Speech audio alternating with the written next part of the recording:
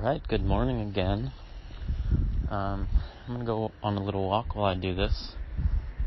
So, again, I haven't been up very long, but I feel fresh. I feel sharp, or relatively sharp. So, let's get into this. I'm having a really good time. Having a good time talking with you. Quote unquote, of course. So the one I want to do today is, I can't see the full title, but it says, editing my video transcripts makes, once I click it, it's going to start. So I think I'll fill in the title later.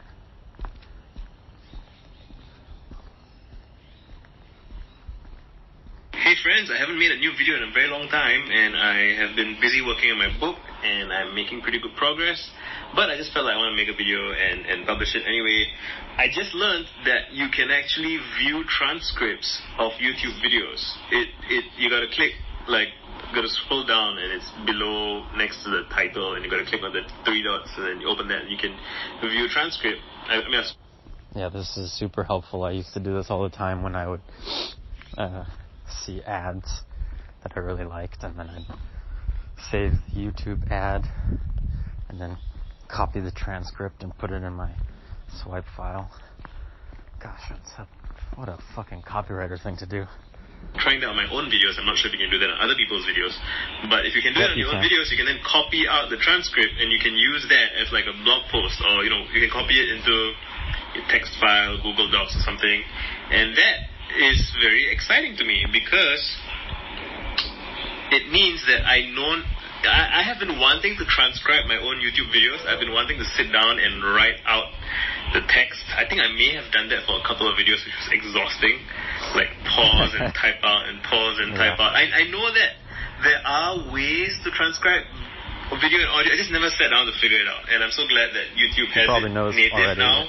I think it's had it for a few years. It's alright. You probably know already that you can do that with Otter. And if you're listening to this, it's probably pretty obvious, because that's exactly what I'm doing with this. Even when I was looking it up, but I couldn't find the feature. Anyway, so... Although putting this on YouTube is a fucking pain in the ass, because you can only export MP3 files from Otter, and YouTube won't accept MP3 files, so you have to turn it into a movie and all that crap. So that's why this is not on YouTube. Here we are. So I'm going to be transcribing. So I'm still working on my book. So I'm going to be transcribing the YouTube videos that are directly relevant to the content of my book, so that I can edit my book to include my YouTube content. I have found that my YouTube videos about introspect-related topics, they flow better because I'm talking, because I'm imagining a reader, imagining a listener. This just reminds me of one of the ones that I did yesterday, which was about writing for your audience or not, right? And also thinking by talking. Well, so many of these videos connect, or maybe I'm just picking the ones that connect with each other, but yeah, making a YouTube video is, in a way, as close as you can get to attempting to think things through with another person without actually talking to another person.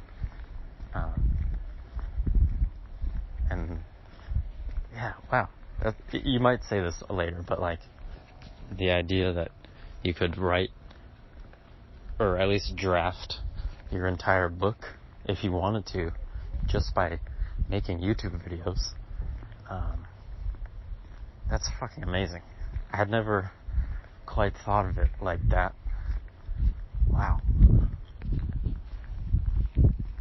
That's like taking the whole idea of working in public, writing a book in public, to a whole nother level. There's a natural human cadence to how I'm speaking, right? Whereas when I'm typing, I get all up in my head. It gets very intellectual. It doesn't flow. And trying to add flow to a thing that doesn't flow is quite hard. Whereas when I paste the transcripts of my YouTube videos, I find that they have pretty good flow overall. What's complicated is that there are stops, ums and ahs, and fragments of phrases that repeat. It's interesting. It's very interesting to edit your own transcripts and to see how you talk and to see.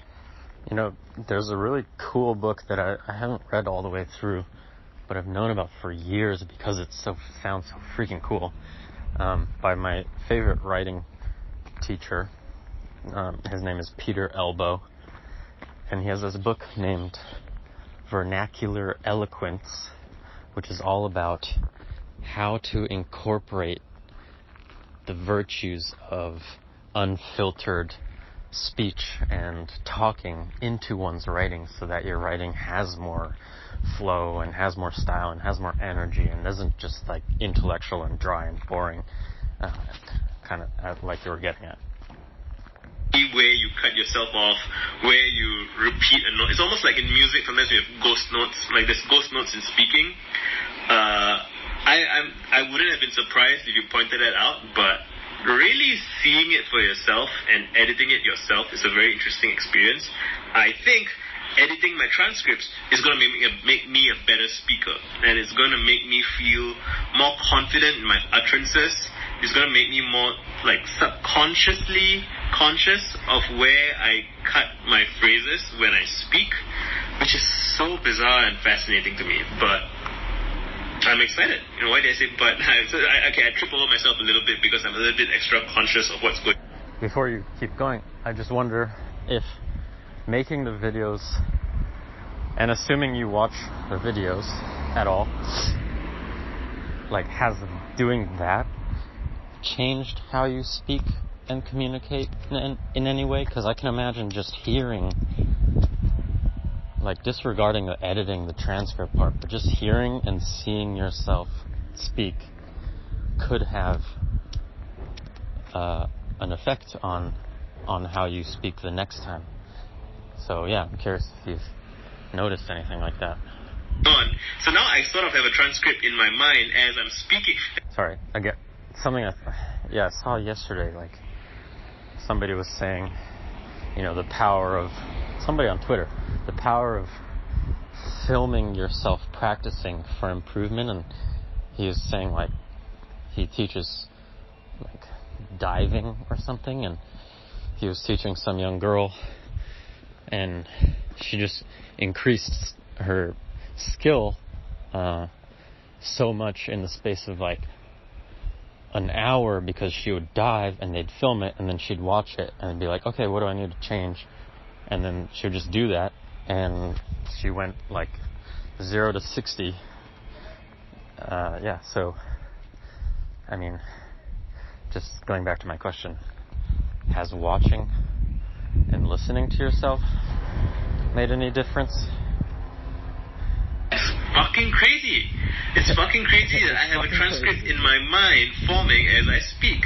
And I wonder, you know, a while ago I was wondering, and I used to say, I felt very jealous of people who are really, really good public speakers, who can just, you know, command an audience, never slip up on their words. They're just so precise with their words in speaking. And I can be like that when I'm tweeting. I can be like that when I'm writing an essay and I know where I'm going. It's harder when I'm trying to write a book about a bunch of ideas and I have not yet figured out the most elegant articulation of those ideas. But editing my transcripts, I feel, is making me clearer with my words, which is very, very fascinating and not something I've ever heard anybody explicitly say. Or maybe if they were saying I wasn't listening, that's my eternal caveat. Anyway, I hope you guys are well. I'm going to be continuing to edit my book. I really want to ship it before Christmas. And I'm excited now that I have transcripts from my YouTube videos to kind of compare with without having to transcribe it myself. I'm happy from discovering a YouTube feature. That's awesome. Hope you guys are well. She says hi. Sweet. Well, yeah, I'm glad you're happy about that, because that's worth being happy about. The one thing that really stood out to me was when you said that that there's like a transcript forming in your head now when you speak. And my first thought with that is like, oh, that seems like it's really like, does that mean you're being thrust back into your head when you're trying to speak, right? So you're like not really in the moment anymore. I could see that as a danger, but it doesn't sound like that's a problem for you, so I'm just curious. Yeah. And also, in doing this, have you noticed any particular, how should I say, nuances about how you speak and how you communicate in particular that you like? Have you found, like your own style of speaking that you would actually like to like hold on to and even lean into in some way? Because that would also be really interesting. That's one of the big pieces of advice for copywriters is to write like you speak. And that's often said, but there's very little practical advice given about how to do that. And it seems like what you're doing right now is perhaps one of the most practical exercises you could do in trying to learn how to write like you speak. So that's really cool. Yeah, what else? I picked this video because I'm pretty sure I've done similar things. Well, that's one big shift I've made in the last couple of years is going from being primarily a writer or if I am writing on the computer to basically using Otter transcription all the time instead of writing. Because like I said in the other video, and kind of like you said, there's something really amazing about thinking out loud that you can't quite get when you're typing or handwriting. And the way that I would describe it is just because it's so fully embodied, right? Like you can feel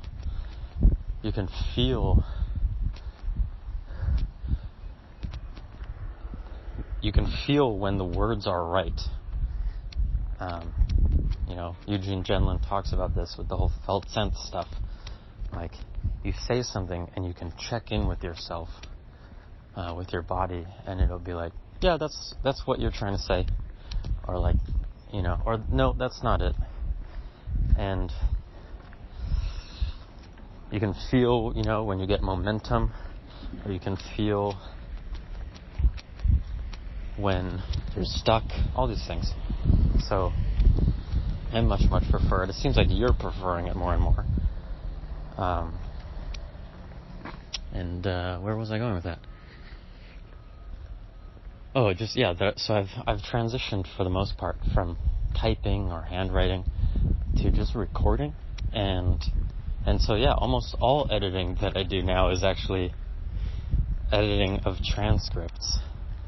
I haven't even done this that much yet, but something I'd like to do more of is, I do my journals in Otter, and I do, I write, or I draft out, or just like